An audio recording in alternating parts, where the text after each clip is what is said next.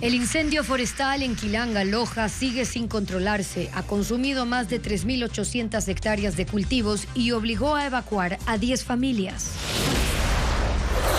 La Corte Constitucional zanjó una disputa entre el gobierno de Daniel Noboa y la Asamblea sobre la ley de lavado de activos al negar un pedido del mandatario. En la segunda entrega sobre el inicio de clases en la Sierra y Amazonía, el Ministerio de Educación y la Unión de Educadores reconocen que hay un déficit de maestros, aunque discrepan en la cifra. En Guayaquil, las filas de taxistas que buscan abastecerse de gas licuado de petróleo ocupan hasta 30 cuadras y datos de Petroecuador confirman que el consumo entre enero y junio de este año se incrementó en 8.766 barriles.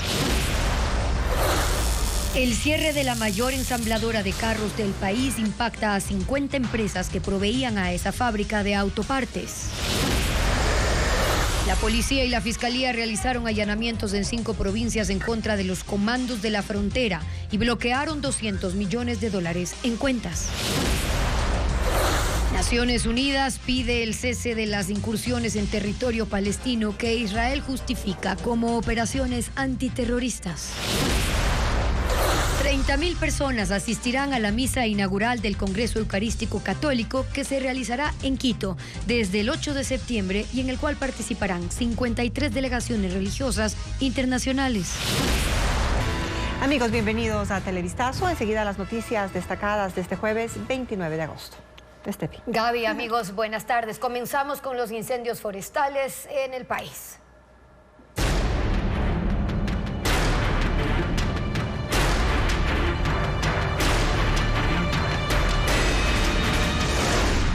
Incendios, descontrol impune.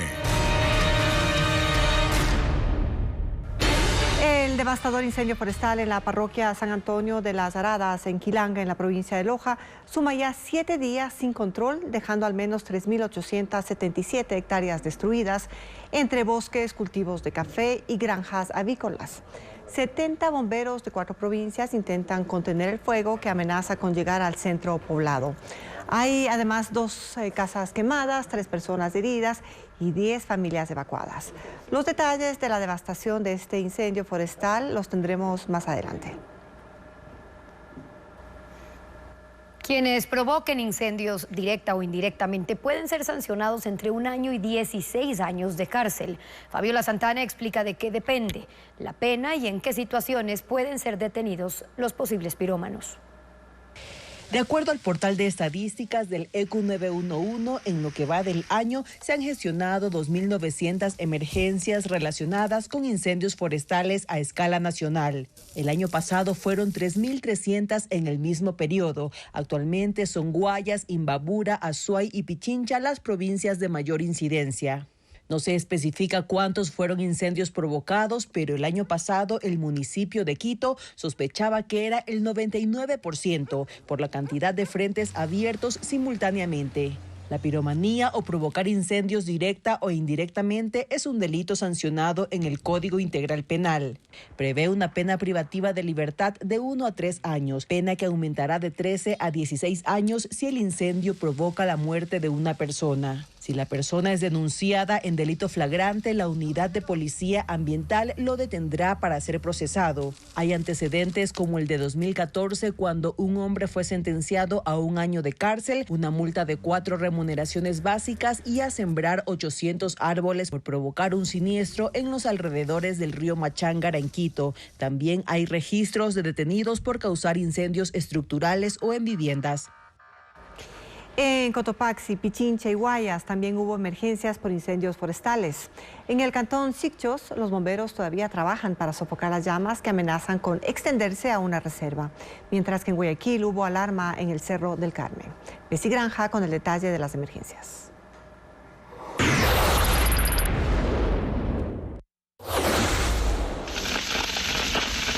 En Sicchos, Cotopaxi, un incendio forestal que comenzó el pasado 25 de agosto continúa activo.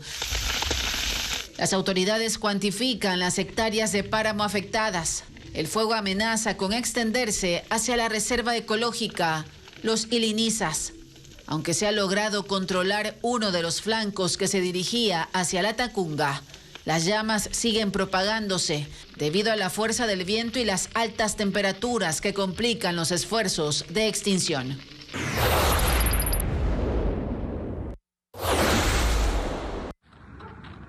En Quito, la noche de este 28 de agosto se registró un incendio forestal en el sector de la Cima de la Libertad, en el centro sur de la capital.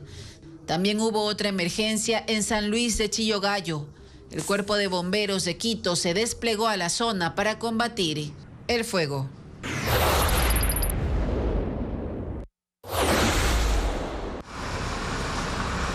En un 95% se controló el incendio forestal en el Cerro del Carmen de Guayaquil.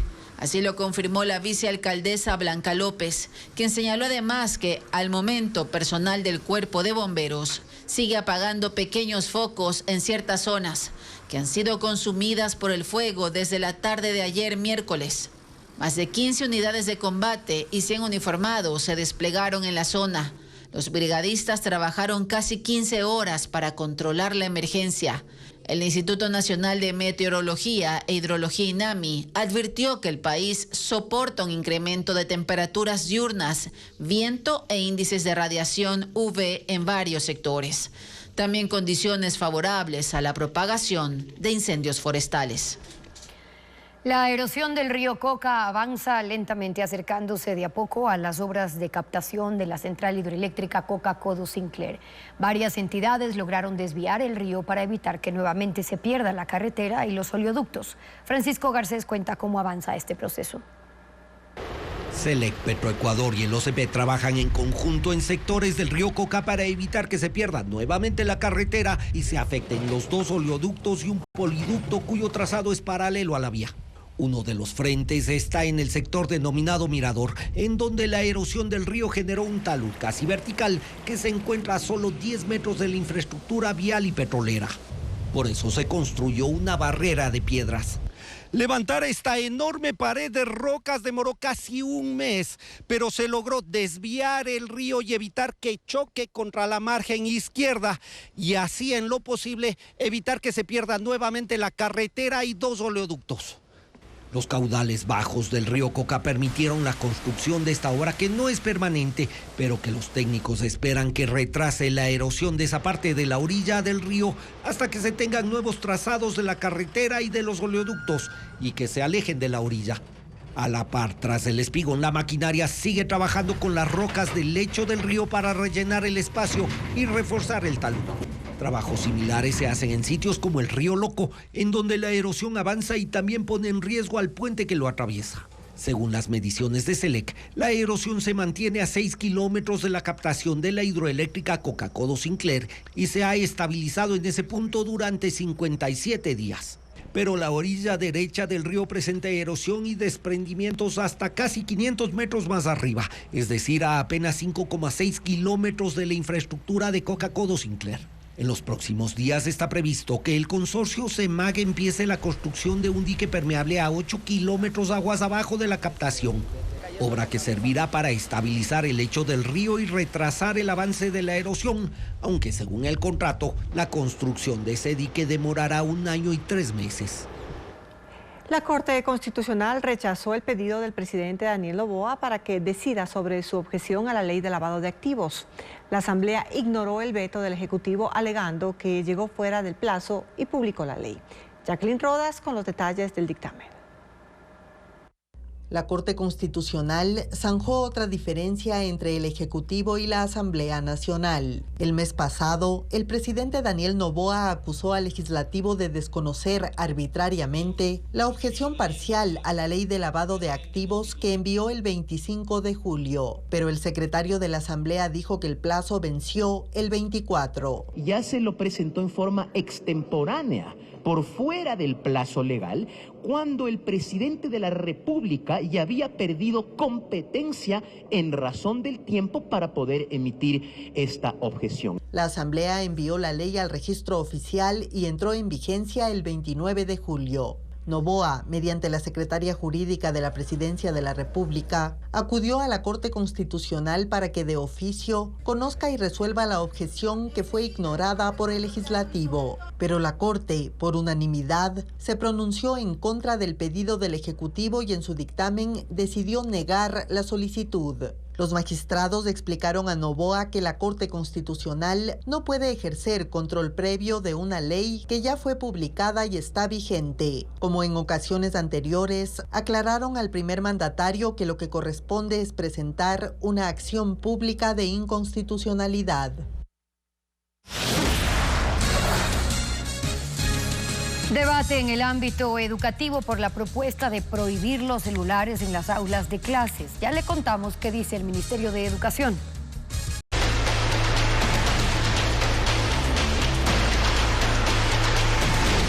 Clases, las trabas del retorno.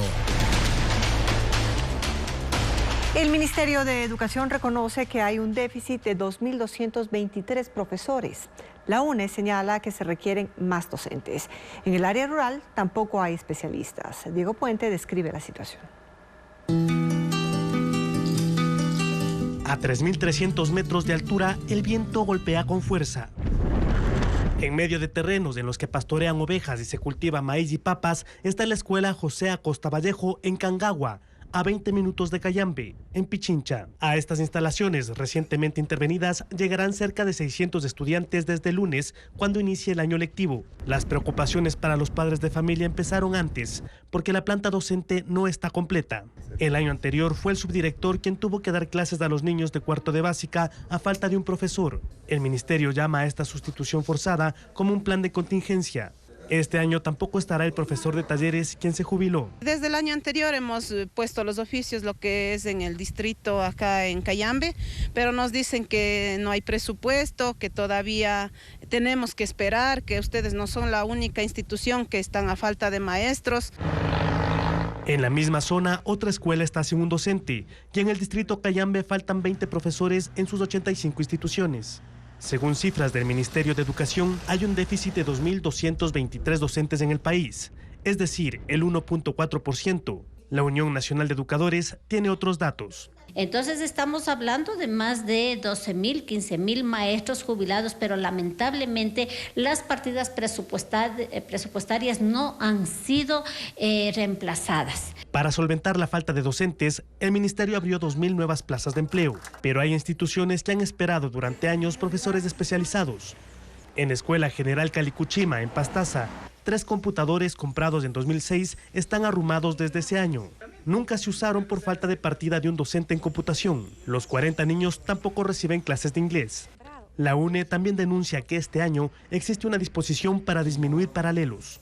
Por ejemplo, en el Colegio Benito Juárez, en Quito, los estudiantes de los cursos cerrados pasarán a otros paralelos que tendrán de 45 a 48 alumnos a cargo de un solo profesor. El ministerio lo niega, indica que el cierre es de un solo curso y garantizó que eso no afectará la enseñanza. Es un paralelo de los 70, me parece que eran 76 paralelos del año anterior, estamos trabajando con 75 paralelos en todo el colegio, entonces no es una reducción tampoco significativa, no es que se están quedando estudiantes fuera del sistema educativo. Los profesores indican que la planta docente de esta institución pasará de 117 a 104 este año. Los 13 restantes irán a otros planteles.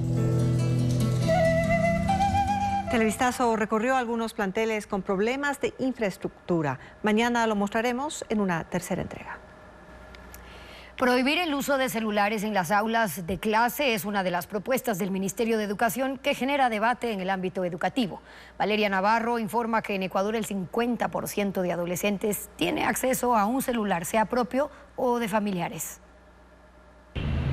El Ministerio de Educación analiza prohibir el uso de celulares en las aulas de clase, al considerar que estos dispositivos móviles exponen a los estudiantes a situaciones de inseguridad. La organización Child Fund participa en la elaboración del reglamento y señala como factores de análisis la distracción de los estudiantes en las horas académicas, el uso no adecuado de los dispositivos para el cyberbullying o el acoso, la dependencia de los jóvenes al celular, los delitos cibernéticos y la captación de menores de las bandas delincuenciales. Contemplando con mucha rigurosidad una política que fomente la real presencia de los chicos, la real concentración, la real socialización, y estamos evaluando, como lo hacen países del primer mundo. En Ecuador, el 50% de adolescentes tiene acceso a un celular, sea propio o de familiares. El 30% lo usa con fines educativos y el 70% para comunicarse o por recreación. El estudio de Child Fund revela que 8 de cada 10 niñas o jóvenes en el país conocen o reciben una amenaza de violencia sexual frecuente en las redes sociales. Grooming, que es esta suplantación de identidad que hacen muchos adultos para acercarse a los y las adolescentes y niños y niñas con fines de abuso y explotación sexual. Hay colegios que ya aplican esta norma. En los pasillos se colocan señalética con la prohibición y los niños o adolescentes ponen en canastas o guardan en canceles. Los dispositivos son devueltos al final de clases. Los papás firman un documento que es el código de convivencia. Nuestros estudiantes pueden traer su celular, pero lo guardan en su mochila y la mochila la guardan en su locker. Por esa razón no es importante tener que sacarlo durante el día. Si el padre de familia tiene que darle alguna información a su hijo, lo hace a través de la Secretaría Académica. Uno de los problemas que se analiza es que con la prohibición el uso de celulares sea clandestino. De aplicarse el reglamento, la disposición irá de la mano con capacitaciones a padres de familia y estudiantes. Por segundo mes consecutivo, conductores de 9.800 taxis de 3 provincias tienen problemas para abastecer de gas a sus unidades. La situación más grave ocurre en Guayaquil, donde se forman extensas filas en los alrededores de las estaciones, pues el gobierno desde julio limitó el cupo de distribución de ese combustible sin prever que el consumo incrementa a un promedio de 2.000 barriles de gas por mes. Diego Cuenca describe las consecuencias de esa medida. Desde anoche, los taxistas en Guayaquil hacen una fila de 30 cuadras que culmina en el suburbio. Buscan abastecer de gas a sus vehículos porque solo en una de las 6 gasolineras autorizadas aún hay combustible, aunque no alcanzará para las 7.500 unidades que hay en la ciudad. Perjudica porque usted sabe que estos carritos con $9 andamos todo el día y a gasolina son $24, $23. La fila continuaba hasta el mediodía de ese jueves. El problema empezó en julio, cuando entró en vigencia el decreto presidencial 308, que limitó el cupo de distribución de ese combustible. Y se repite la última semana de cada mes, porque no hay gas para todos los vehículos. Hasta 2-3 horas tenemos que estar parqueados aquí. Eso es imposible, inclusive hasta dónde vamos a llegar. El gobierno definió el cupo en función del consumo del primer semestre de este año, sin tomar en cuenta que iba a incrementar por la reducción del subsidio a las gasolinas Extra y Ecopaís. Según Petroecuador, en enero distribuyó 37.783 barriles de gas. En marzo aumentó a 44.353 barriles. En junio, 46.549 barriles. Y en julio, cuando entró en vigencia el decreto, solo entregó 43.012 barriles. Es decir, que el mes pasado se dejaron de distribuir 3.537 barriles de gas. Es necesario que el gobierno haga una reforma al decreto. La reforma está en la forma del cálculo para poder hacer el abastecimiento de GLP, que no sea en función del promedio, sino en el último abastecimiento que fue en el mes de junio.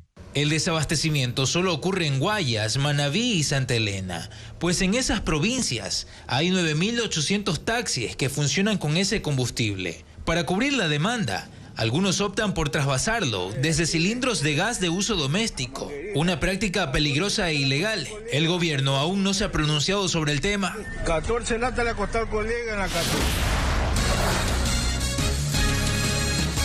50 empresas proveedoras se verán afectadas por el cierre de la mayor ensambladora de carros en Ecuador. Ya le contamos.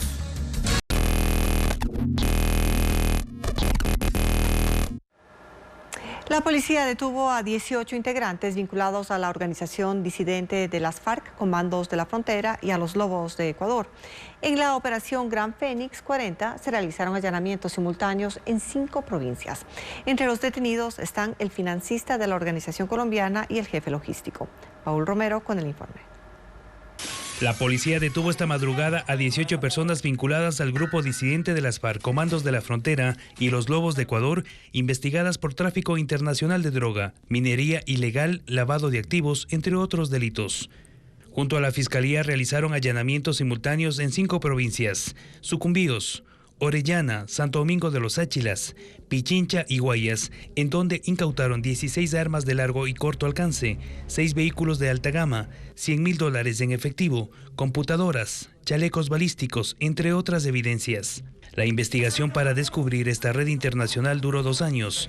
Según la policía, se trata de uno de los golpes más fuertes a la organización Comandos de la Frontera, que opera entre Ecuador y Colombia para el control del tráfico de droga, armas, minería ilegal, lavado de activos. Se llevó a cabo una exhaustiva investigación para rastrear e inmovilizar los bienes y bloquear las cuentas bancarias dentro del sistema financiero, logrando un impacto económico a la economía ilegal en un monto aproximado de $200 millones.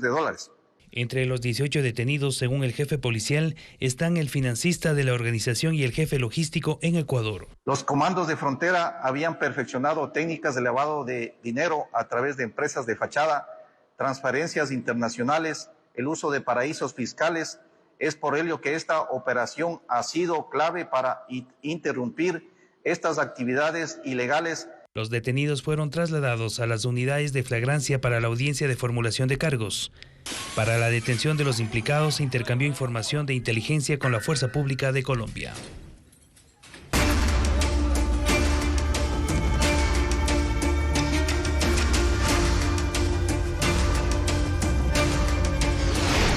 Industrias en una montaña rusa. El cierre de la ensambladora General Motors afecta a la industria de autopartes. De las 50 que fabrican equipo original, la mitad es proveedora de Chevrolet y concentra 5,000 empleos. Adriana Bermeo visitó 2 de estas empresas y precisa qué implica el cese de operaciones.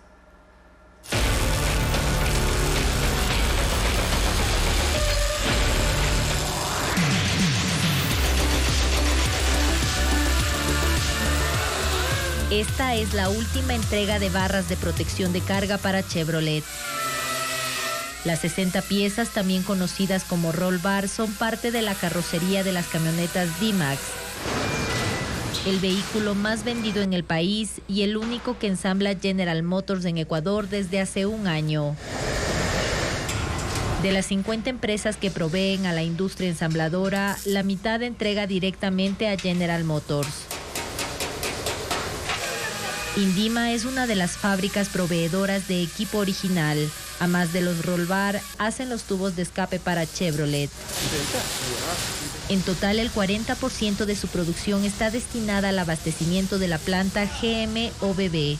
Para uno de los motores más grandes de la industria automotriz ecuatoriana.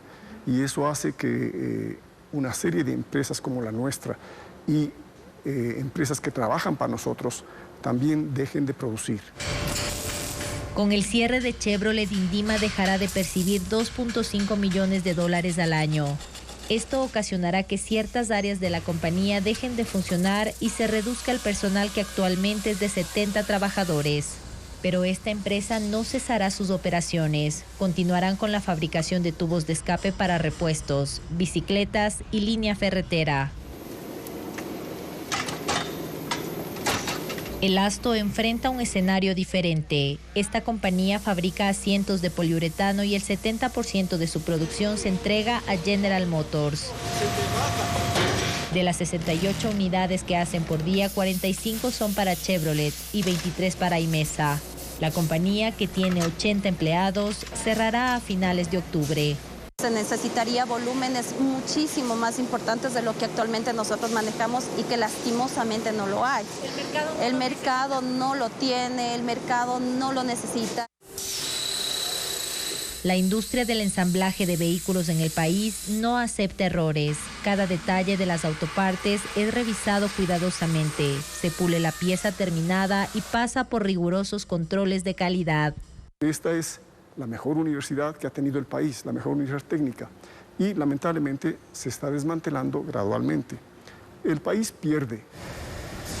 El 49% que resta del ensamblaje de vehículos se reparte entre Ciauto y Aimesa. Juntas producen 10.647 unidades al año. Para cubrir la producción de Chevrolet tendrían que fabricar 11.142 vehículos más.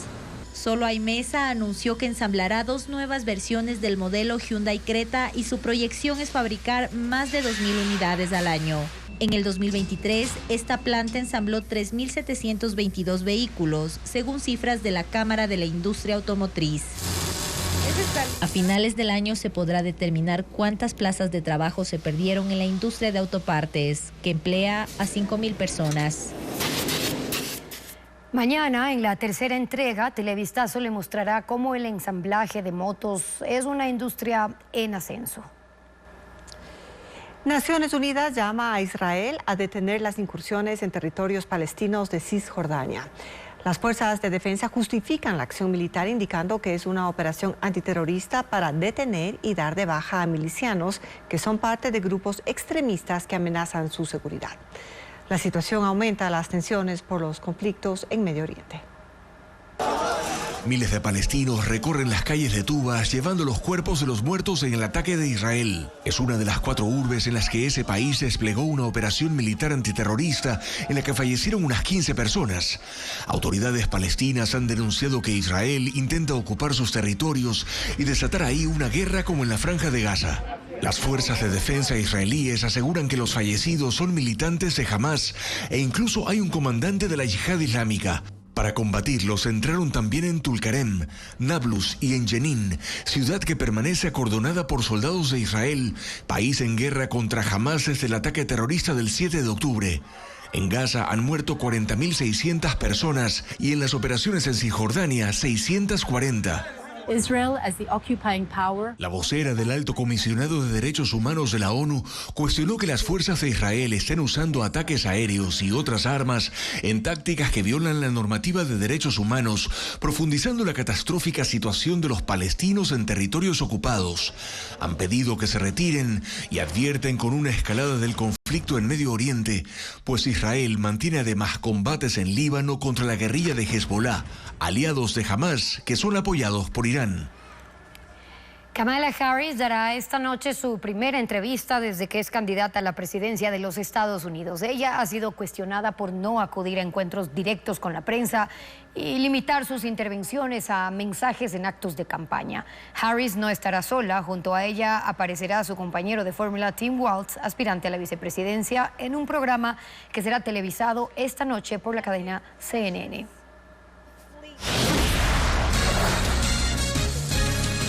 53 países participarán en el Congreso Eucarístico que se realizará en Quito. Ya les contamos qué tema se abordará en la cita. Más de 30.000 personas se esperan en la inauguración del Congreso Eucarístico Internacional en Quito. El evento se realizará del 8 al 15 de septiembre y reunirá delegaciones de 53 países. Patricio Díaz informa que el tema que se tratará es la fraternidad para sanar el mundo. El Congreso Eucarístico Internacional convoca a la Iglesia ecuatoriana y a las autoridades. Más de 30.000 personas esperan en la misa inaugural que se realizará en el Parque Bicentenario el próximo domingo 8 de septiembre. Las autoridades eclesiásticas anunciaron que tanto ese día como en la clausura el 15 de septiembre no habrá misas durante la mañana en Quito. El motivo principal fue para que los fieles participen en las Eucaristías campales. El día de la inauguración, además, 1.700 niños harán la primera comunión, en el evento más grande de este tipo en el país. Entre otros actos masivos están misas en el centro histórico en varios idiomas y una procesión con el Santísimo entre San Francisco y la Basílica.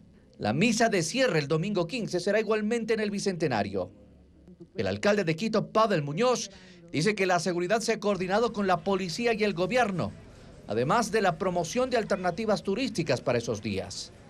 El metro tendrá una opción especial para que los visitantes puedan trasladarse con facilidad.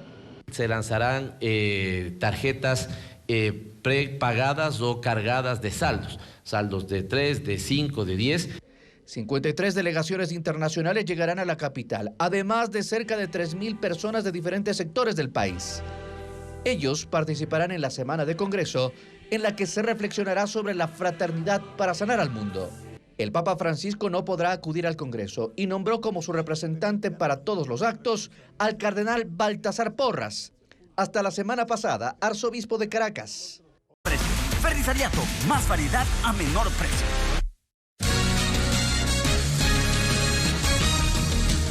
A horas de que venza el plazo para alianzas electorales, dos grupos de organizaciones políticas de izquierda mantienen el diálogo.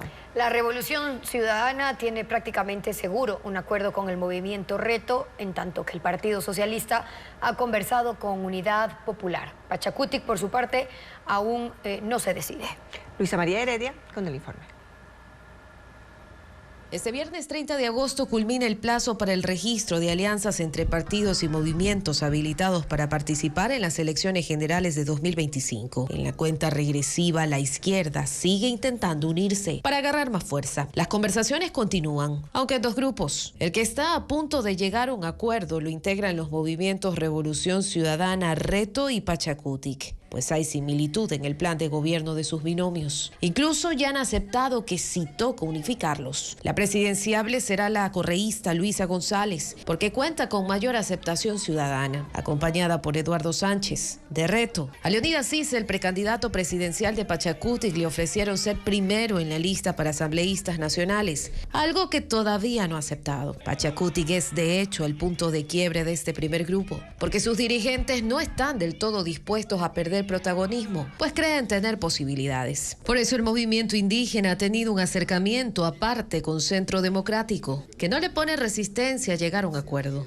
Y también ha conversado con el segundo grupo de partidos y movimientos de izquierda que quieren aliarse. Lo integran el Partido Socialista Ecuatoriano y Unidad Popular. Ambas organizaciones no quieren unirse al correísmo, por tanto han buscado otros acuerdos por su cuenta. En ese caso, Pedro Granja del Partido Socialista ha asegurado que sería él el precandidato presidencial. Quien lo acompañe debería ser, por tanto, una representante de Unidad Popular que ya presentó a Pacha Terán como compañera de fórmula de Jorge Escala, su presidenciable. A Issa le ofrecieron lo mismo, ser quien encabece la lista de asambleístas nacionales. De preferir Issa, la Revolución Ciudadana, el Partido Socialista y Unidad Popular igual firmarían una alianza. Los partidos y movimientos de derecha, en cambio, no han evidenciado tener intenciones de unirse. Hasta el oficialista ADN, que es el más joven, confirmó este miércoles que va a ir sin alianzas a escala nacional a la contienda electoral de febrero. La familia de Pedro Restrepo, quien buscó justicia para sus hijos desaparecidos, pide que sus cuidados paliativos sean realizados en casa. El defensor de los derechos humanos tiene su cuerpo paralizado y está conectado a un ventilador mecánico, como informa Fabiola Santana.